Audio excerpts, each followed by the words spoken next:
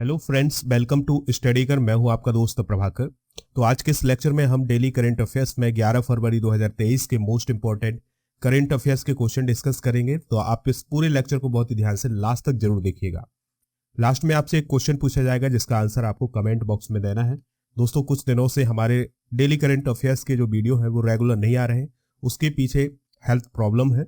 तो दोस्तों, आप थोड़ा सा सहयोग करिएगा, आने वाले समय में रेगुलर डेली करंट अफेयर्स के वीडियो आएंगे। स्टडी कर को अगर आपने अभी तक सब्सक्राइब नहीं किया तो सब्सक्राइब कर ले, बेल आइकॉन भी दबा लें जिससे आपको समय पर सबसे पहले नोटिफिकेशन मिल सकेगा। हमारे जितने भी सोशल मीडिया प्लेटफॉर्म है उन पर भी आप हमसे जुड़ जाइएगा, सभी का लिंक डिस्क्रिप्शन बॉक्स में दिया गया है।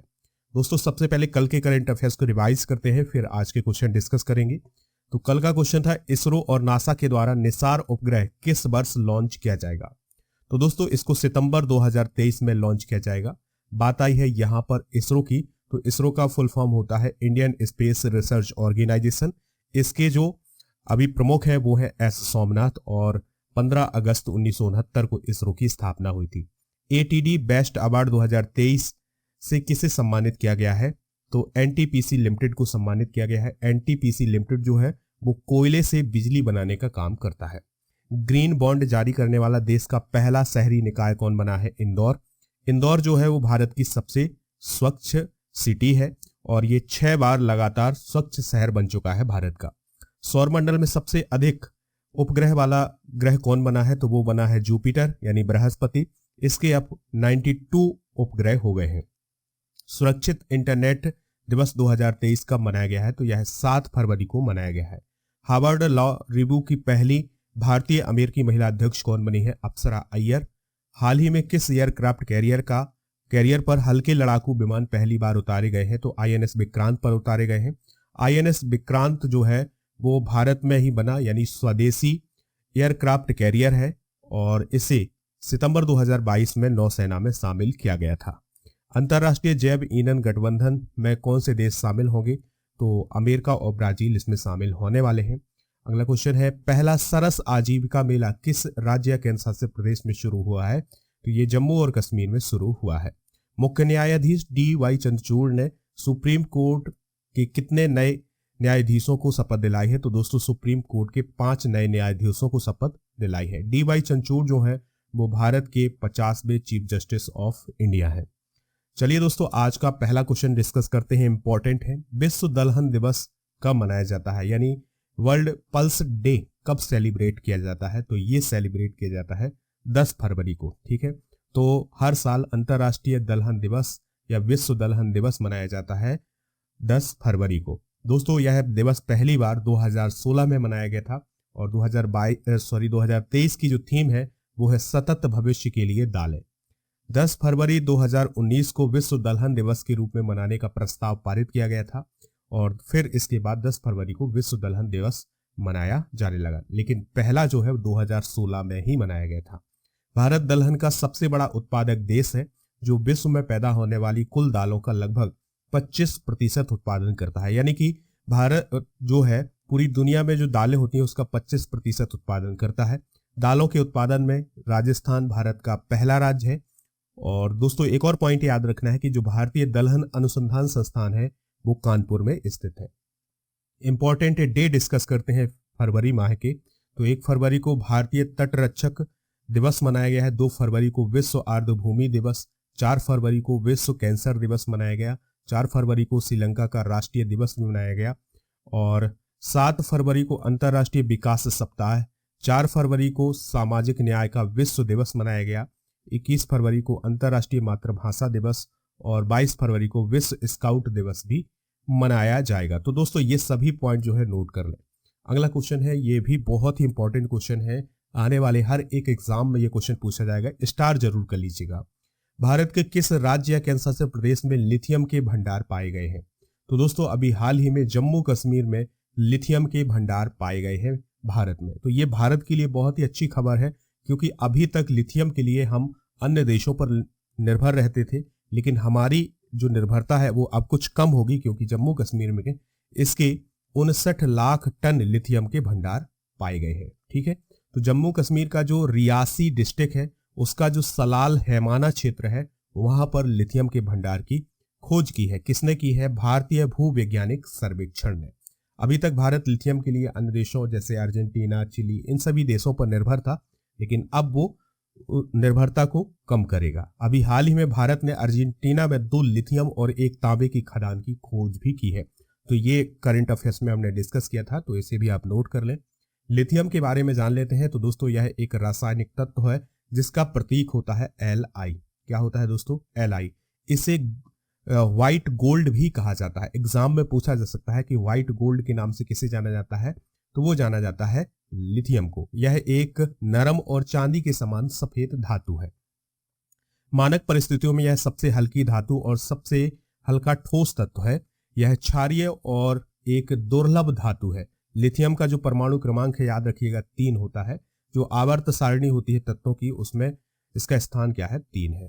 ठीक है। लिथियम का उपयोग किसमें किया जाता है? तो दोस्तों lithium mobile phone, laptop, digital camera और जो इलेक्ट्रिक वाहन होते हैं उनकी जो रिचार्जेबल बैटरी होती है उसमें इसका उपयोग किया जाता है। ठीक है। इसका उपयोग कुछ गैर रिचार्जेबल बैटरी में भी किया जाता है। बैटरी में हृदय, पेसमेकर, खिलौने और घड़ियों के लिए भी इसका उपयोग किया जाता है।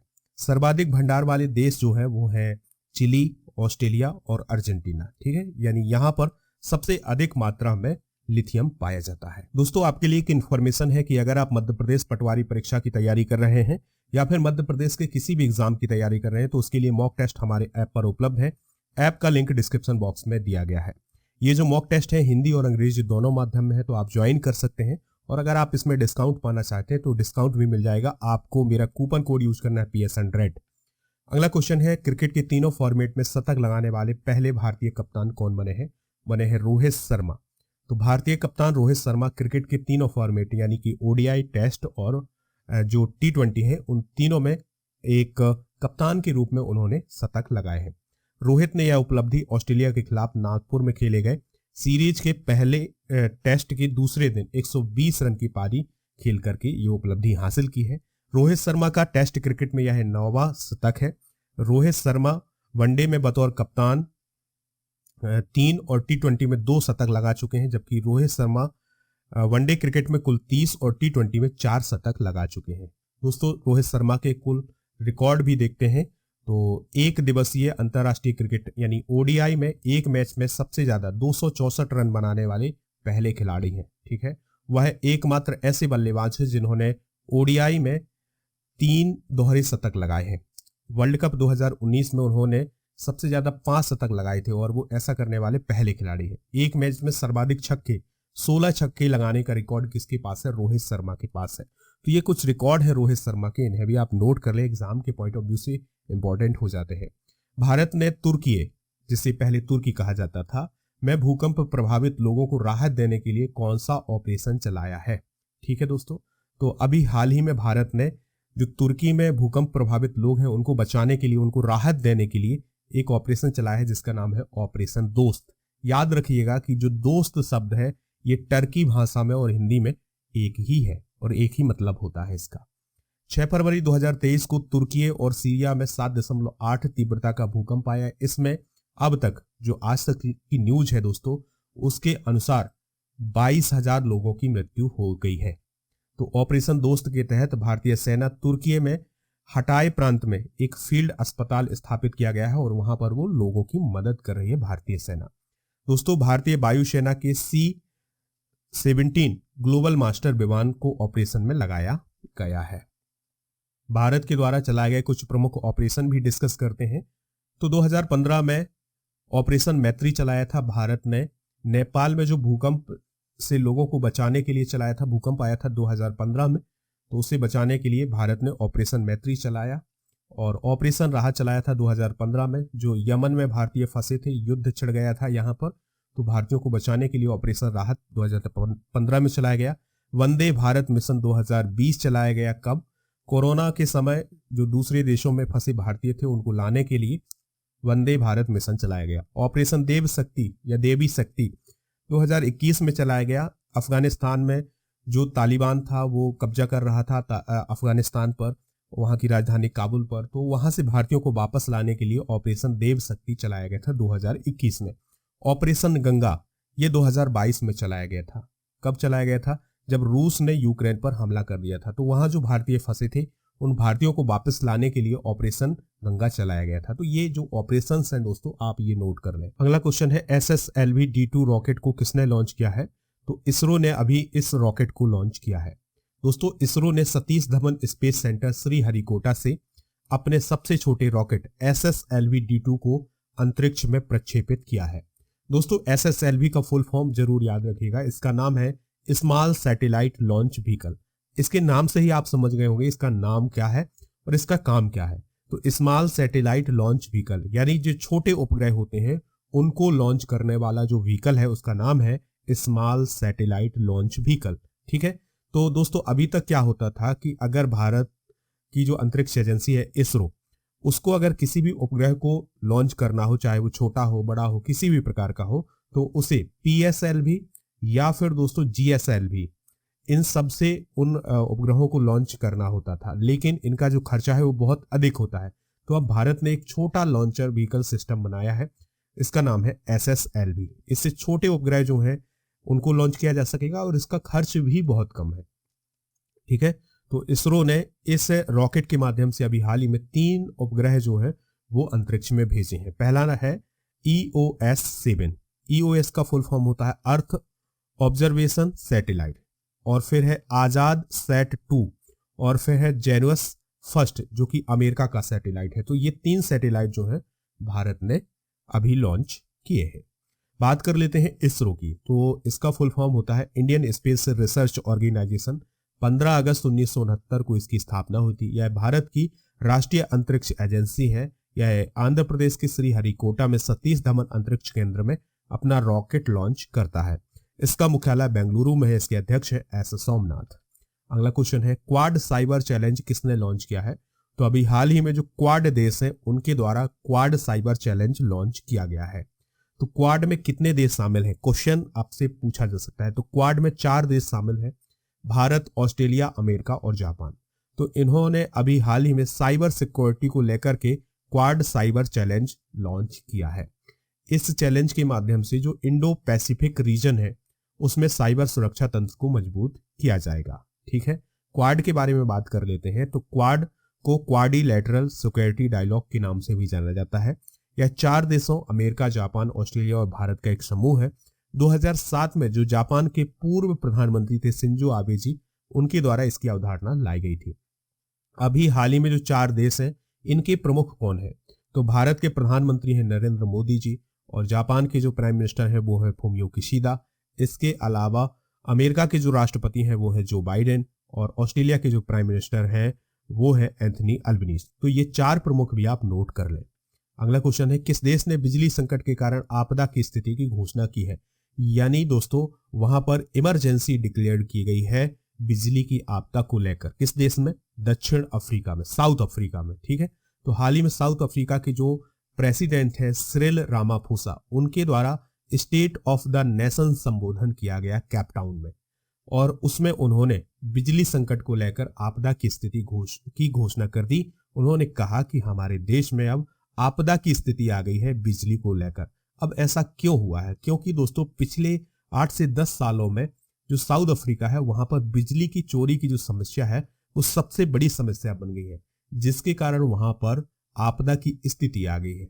अब इमरजेंसी लग गई है बिजली को लेकर। ठीक है। वर्तमान में दक्षिण अफ्रीका कई संकटों का सामना कर रहा है, जिसमें बिजली संकट, बेरोजगारी, अपराध और हिंसा, ये सभी अभी वर्तमान में साउथ अफ्रीका में फैले हुए हैं।